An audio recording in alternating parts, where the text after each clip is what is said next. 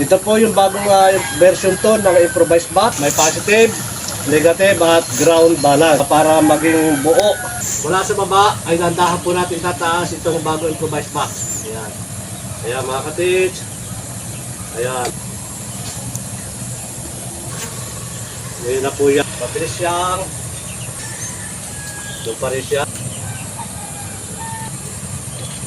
Doon pa rin po siya. Balansin po yung pagtaas natin. At hindi po siya ganun kabigat sa atin po natin ginagawa. Ayan. Ito po yung ikot niya katis. Magaan siya. Ayan. Napakahalaga po nitong Japanese Swan. Nasa kanang banda po yung ating, yan po yung paggalaw ng ating Japanese Swan. Ganyan mga katis.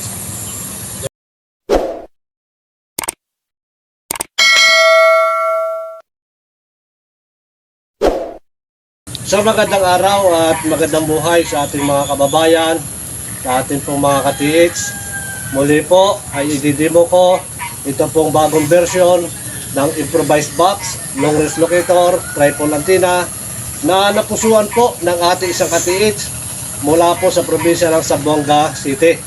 Ito po yung bagong version to ng improvised box, long range locator, tripod antenna na ito po ay binabalahan din. Kung ano po yung ating babala, yun po ilulocate ng ating improvised box, long range locator, tripod antenna. At ito katiits, ito po ay balahan. Dito po natin lalagay yung bala. At kung ano po yung babala natin, ito po yung ring na 24 carats gold na siya po natin babala. Yan. At ganoon na rin po mga katiits, 24 carats na ring na ito naman po ay aking ilulocate. Yan. At lalo higit mga katiits, ito po bagong improvised box, long range locator, tripod antenna. Ito po ay may complete load na sa loob. May mga sangkap po na aking nilalagay. At ganoon na rin po, kompleto na ito mga katiits. May positive, negative at ground balance. Ayan. Ito mga katiits, bagong version po ng bagong improvised box.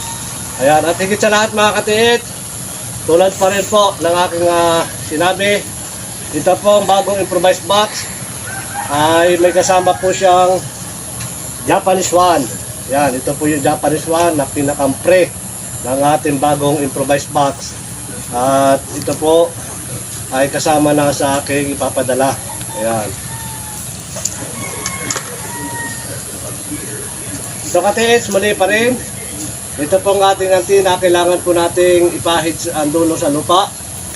Dahil meron po akong mahalagang nilalagay dito sa loob na para maging buo yung sangkap po na isang locator, para maging ganap na locator, kailangan po natin yung dulo ng antenna, dapat po natin ipahid sa lupa pag nandun na po tayo sa ating site. Napakahalaga po niyan mga katiits. At ito po yung aking ilulocate. Ito po ay 24 carats na ring.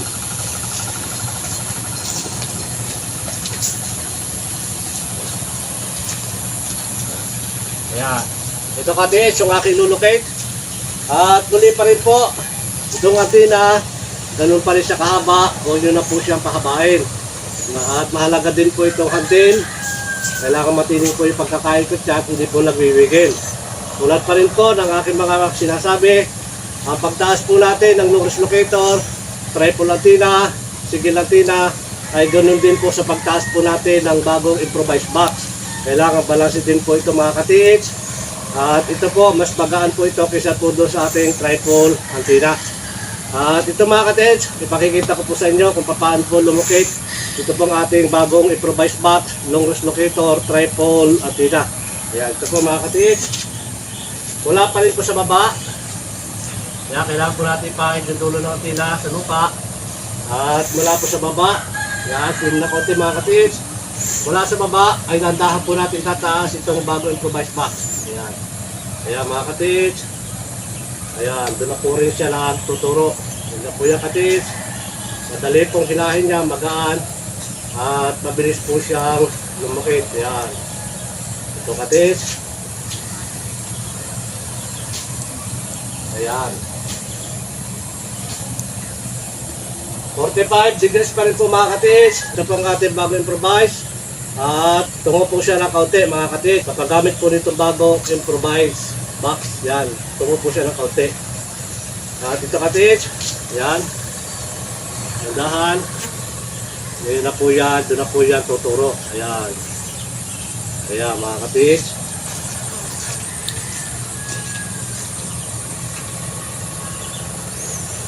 Ayan. Magaan siya mga katits. Mabilis siyang hilahin po ng aura na gold. Dito po ang ating antena ng bagong improvise box. Ayan. Doon pa rin siya tuturo. Doon pa rin po ang ating target. Ayan. Tungo. Ayan, baba konti mga katits. Ayan. Doon pa rin po siya tumuturo. Ayan. Ayan, doon pa rin katits. Ayan. Dito po katits. Dito po ang ating nilulukit. Ito po ay 24 carats. At ito po ang gamit kong ibinala. Ito po ay 24 carats. At ito naman po ay bagong improvised box. Long wrist locator, triple, antenna. Wala pa rin po sa baba. Ayan. Doon pa rin po siya tumuturo. Ayan. Ayan katits. Ayan po. Yung atin pong bagong improvised box. Ayan. Maganda po ito mga katits. At medyo mabilis po siya dahil medyo magaan siya. At higit sa lahat mga katits, may maalaga pa ako sa cup na inilalagay po sa loob nitong bagong improvised box. Sa paggamit po nito mga katits, tulad pa rin po ng aking sinasabi sa paghawak po ng handle. At ganoon na rin po sa handle, dapat matining siya. At balansin po yung pagtaas natin. Kailangan pantay po ito ibabaw. At sanayin niyo po, practice po lagi para po madali tayo matuto. Lalo na po kapag mga manual po yung ating gagamitin. Ayan, ito mga katits. Ayan, mula sa baba po. Ayan. Ayan. Ito pa rin niya katits, tuturo. Ayan. Ayan, ito po yung ating bagong improvised box. Ayan. Ayan. Ito katits ay aking tatapatan. Ito po ang ating target. Ayan, tatapatan ko po ito. Ito na rin mga katits.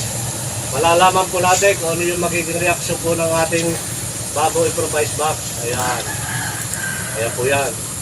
At mali pa rin sa pagkuha po natin ng ground. Kailangan may distansya po tayo. At pensin nyo lang katis itong antena. Ayan. Ayan po katis. Ito po yung pagkuha ng ground. Ayan. Doon siya. Mabilis siya. Ayan. Tandaan mga katis. Ang paglapit. At hindi po dapat nababago yung ating pagpisil. Ayan. Ayan. Ganyan po katis. Yung ating bagong improvised box. Basta ito po ay ating matapatan. Ito po ang ating target. Yan po ay kung sana siyang iikot. Ayan. Ito po katits, yung bagong improvised box, long range locator, triple antenna. Na, ayan, ito po yung pag-ikot niya mga katits. Medyo magaan siya at hindi po siya ganun kabigat sa atin po dating ginagawa. Ayan. Ito po yung ikot niya katits, magaan siya. Ayan. Ayan, taas naman, taas lang po mga katits. Ayan, ito na. At muli pa rin. Kahit isang kabila po yung mga katits. Ayan. Ayan. Pares lang po yan.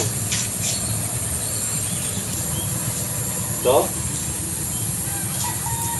Ayan. Nagkakaroon na po tayo ng ayan. Ito po yung ating bagong improvised box. Ayan ha. Bumubuli po siya ng frequency. Kailangan mga katits, hindi po yung ating palad, hindi po dapat nababago yung pagpisil sa pagpapaikot po natin o paglapit po natin sa items. Ayan. Kasi po pag lumuwag yan, hindi po agad yan kukuha ng frequency dahil tayo po naka-ground sa ating pong target. Pagpabago-bago po yung ating pagpisil, paghawak po ng handle. Yan, ito na katits. Yan, ito po yung bagong improvised box. Yan. At ganoon na rin po mga ka-TH. Ito naman po yung ating i-demo pa rin itong Japanese one na kasama po nitong bagong improvised box. Ayan. Na ito rin po mga ka-TH ay binabalahan. Ayan, napakahalaga po nitong Japanese one, lalo na po kapag nagsimula na po tayo maghukay. At ito po ay ginagamit na kapag malalim na ang hukay. Napakahalaga po dyan mga ka-TH. Ito po yung binabalahan. Ayan. Ayan. At sa paggamit po nito ka-TH, napakahalaga po ito. Ito po yung ating target. Kailangan mo pa rin po ipahin sa dulo. Ayan. Ayan. Ito po yung ating target mga ka-TH. Ayan. Ito po ay seconds lang. Seconds lang ito mga ka-TH. Ayan. Napagalaw po ng ating Japanese one. Ayan. Ito po ka-TH. Ayan. Ganyan po yan. Ito po yung ating Japanese one. Ayan. Ibig sabihin po yan, nasa kanang banda po yung ating target kapag ganyan po yung pag-ikot niya, paggalaw niya. Ayan. Dito naman po tayo. Dito po yung ating target. Ayan ka-TH. Dito po yung ating Japanese one. Ayan. Yan po yung paggalaw ng ating Japanese one. Seconds lang po yan. Ayan po yan ka-TH. Ayan. Ibig sabihin, sa kaliwa po yung ating target. At ito naman mga ka-TH, ay sisinturuhan ko na po yan. Kung ano po magiging resulta po ng ating pendulum ng Japanese one. Ayan, ito po. Kapag yan, ganyan mga ka-TH, ganyan pong galaw ng ating pendulum ng Japanese one. Ayan. At pag hindi po yan, buwabalik po doon. Ayan. At kapag hindi po, ayan. Kapag gamit po ng ating Japanese one mga ka-TH, kailangan po muna nating i-stop itong dulo. Ayan, stop muna po yan. Ayan. Kaya po natin siyang gumalaw. Hindi po yung kapag iginayan mo agad, nagayan agad po yan ka-TH. Hindi po yan. At kapag sinutok po agad dyan, ganyan agad. Kailangan po ang Japanese one ay kailangan mo siya i-stop at hayaan mo siyang gumalaw ng kanya. Yun mga ka-TH, mali po rin po sinulit kapag gamit po ng Japanese one. Hindi po dapat kapag agad o ganun agad, hindi po yan.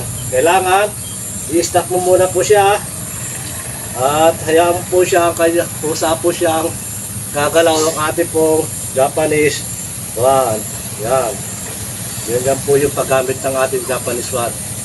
Ganyan po yan. At muli po mga kababayan, mga ka-TH, maraming salamat pong muli sa inyong lahat. At sa mga nanonood po na aking mga ina-upload na video.